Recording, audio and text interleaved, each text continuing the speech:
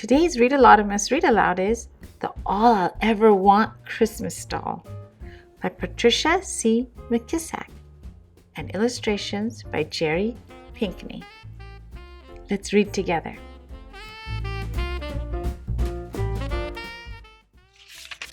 This is the title page. The author has said that this book is dedicated to Jordan Carwell. Welcome to our family. And the illustrator has dedicated the book to the author, to Pat McKissack, a bright square in literature's quilt. What a beautiful thing to say. Christmas always came to our house, but Santy Clause only showed up once in a while. Will Santy come this year? My two sisters put me up to ask. Mama tied on her apron. One thing for sure, chickadees. He won't stop by if the house is dirty, she said, stripping the yellowed newspaper off the walls. Mama'd once explained that she called us chickadees because those little birds huddled together, chattering, twittering, and sharing everything they had. Like us. See, there's Mama putting her apron on and the three daughters together. They do look like they spend a lot of time together, don't they? Why do you think they have newspaper on the walls? Let's read and see. Filled with excitement, we began stuffing the cracks and taking up fresh paper that would keep out winter winds, making our house ready for Santy Clause. But I sure didn't want to throw away the page from the Pittsburgh Courier with the Baby Betty doll advertisement on it. Each night before falling asleep, I'd imagined us playing together. There you can see the girls. They've got paste and they're gluing the newspaper to the wall to keep the cold wind out of the house. Baby Betty is all I want. Ever, I announced the week before Christmas. Stop, Nella, shouted Eddie Bernice, who never let me forget she was the oldest. We're in a depression. Why you wishing for something you ain't never gonna get? Yeah, not in a million zillion years, little Dessa added, giggling. I flat out refused to give up my dream, so without my sisters knowing it, I wrote Santy Clause a letter and sent it all the way to the North Pole. There she is dreaming about her doll, and her letter to Santa Claus is ready to go. Have you ever written a letter to Santa Claus?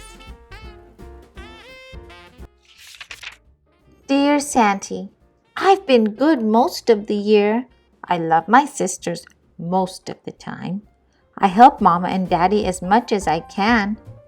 I know there is a depression going on, but I've got my heart set on Baby Betty. She is all I'll ever ask for. Please? From a very good girl, Laura Nell Pearson. P.S. I'm sorry I hit Harry, but he hit Dessa first. Finally, it was Christmas Eve. We all sang Silent Night. And then we girls climbed into bed and snuggled under the new quilt Mama just finished. Daddy told us the story of a special baby born in Bethlehem's stable long ago.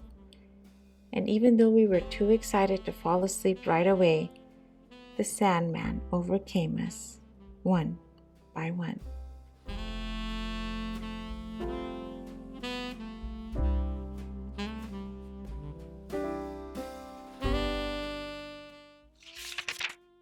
We were awake at dawn. It's Christmas! Eddie Bernice and Dessa shouted. I leaped off the bed, bubbling over with excitement. It's Christmas! Mama and Daddy stirred from behind their sleeping curtain. What little mice girls are disturbing folks 4 day in the morning, Daddy grumbled, pretend acting angry. Merry Christmas, chickadees, Mama said, giving us each a sack filled with English walnuts, a peppermint candy stick, an orange, and a box of raisins. It was the most Christmas we'd ever had. Do you think these girls have a lot of money? But are they still excited about Christmas? Would you be excited if you got fruit for Christmas? Daddy held one last package behind his back. Merry Christmas, daughters, he said as he presented it to us. There before us was a for-real, store-bought, brand new Baby Betty doll, the color of chocolate, with rosy cheeks, black curly locks, and thick eyelashes. She was 1,000,000 times prettier than I could have imagined. Ooh, cooed Eddie Bernice. Dessa giggled. And she's mine, I declared. Dessa grabbed Baby Betty's leg. Eddie Bernice elbowed in and snatched the doll's arm. No, I'm the oldest, she cried. Mine, Dessa wailed. Me, I shouted. No! We tugged and yanked and shoved and pulled until Daddy separated us. Eddie Bernice Pearson, Laura Nell Pearson, Odessa May Pearson, he said. When Daddy called us by our whole names, in birth order, we knew we were in trouble. So we shut up and stood shoulder to shoulder. Gathering us within the circle of his arms, he scolded, 3 times shame on you for fighting over a Christmas gift. He looked at us with disappointed eyes. I have chores to do. Work this out and no more squabbling. Oh no. When the door closed, Mama turned to us and raised an eyebrow. Okay, chickadees. Fix it, she said. Then she walked away, holding on to my doll. I spoke right up. Who wanted Baby Betty the most? You did, Dessa and Eddie Bernice answered grudgingly. And who said it was silly to dream about something I could never have in 1,000,000 zillion years? We did. And who never gave up and wrote a letter to Santy? You did. So who do you think Baby Betty should belong to? Eddie Bernice shrugged. You, I guess. Little Dessa nodded. When Mama heard we were all in agreement, she handed me Baby Betty, and the doll's eyelashes fluttered. You are all I want. I don't need anything else, I cried. We'll see, said Mama. After I ate and dressed, I had the whole day to play with my new doll. First I sang to her, You are my sunshine, my only sunshine. You make me happy when skies are gray. Eddie, Bernice, and Dessa watched for a minute. But when I didn't include them, they left. Through the window, I could hear them taking turns jumping rope with a measure of Mama's clothesline. Having you is more fun than any old jump rope, I whispered to Baby Betty. She blinked, and I hugged her tight. I sang every Christmas carol I knew, from Joy to the World to Jingle Bells. Baby Betty was a good listener. But my sisters always sang harmony with me, and Baby Betty couldn't sing a note. Oh, well, I said, rocking her gently. Let's tell stories instead.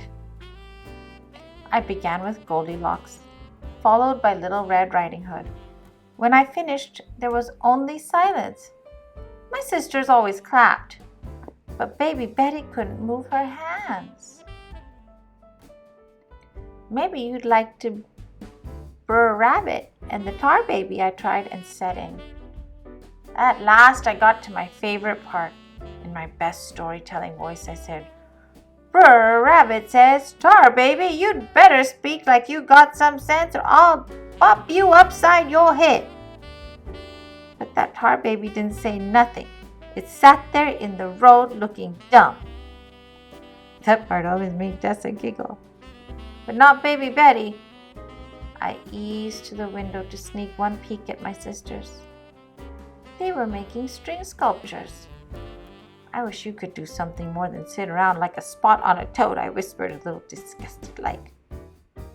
Baby Betty blinked. Having fun? Mama asked, pouring herself a cup of tea. I guess so, I replied. Then suddenly I got an idea. A party, I shouted.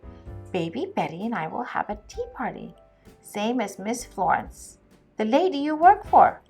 Quickly, I spread a quilt over Mama's trunk, then placed an imaginary cup and saucer in front of my doll. After serving, I took a sip with my pinky finger raised. This is very, very delicious tea, isn't it, Miss Baby? I said properly. No answer. I tried again. I say, isn't this delicious tea? Baby Betty sat there. Could have been the Tar Baby herself. You'd better answer me, girl, I shouted. Nothing. Baby Betty was never going to utter a word. Okay, I said, throwing up my hands. If you don't want to play with me, then I don't want to play with you either. So there. And I stormed away. Through the window, I could hear Dessa and Eddie Bernice chattering, twittering and sharing. I felt like a lone chickadee. As I stood listening to my sister's hand clap songs, Mama came over and put her arms around me. I think they miss you too, she said. Doesn't seem like it. Why don't you ask them to your party? I don't think Baby Betty will mind. You don't? Mama just smiled. I didn't have to think about it long. I grabbed the doll and rushed outside. What do you want? We're busy, said Eddie Bernice. I kicked at the ground. Baby Betty wants you to come to our tea party, I said. She does? Dessa asked. Mm-hmm, I said. My sisters looked at each other. Who would get to pour the pretend tea first? Eddie Bernice asked. You would, I answered reluctantly. And who'd get to sit at the head of the tea table? Dessa put in, her arms folded across her chest. You would. I hugged Baby Betty. You know, she can't do much, I explained. But she sure is pretty. Baby Betty's eyelashes fluttered, and we all giggled. Then I handed Baby Betty over. All the rest of Christmas Day, my sisters and I played with our doll. We sang Christmas carols in harmony and shared stories about once upon a time. Dessa knew just when to laugh, and Eddie Bernice knew when to clap. We munched on peppermint candy and orange wedges and ate one raisin at a time so they'd last. But my favorite part was when I poured a pretend cup of tea, and with my baby finger crooked ever so daintily, I said real prim and like, isn't this the best Christmas ever?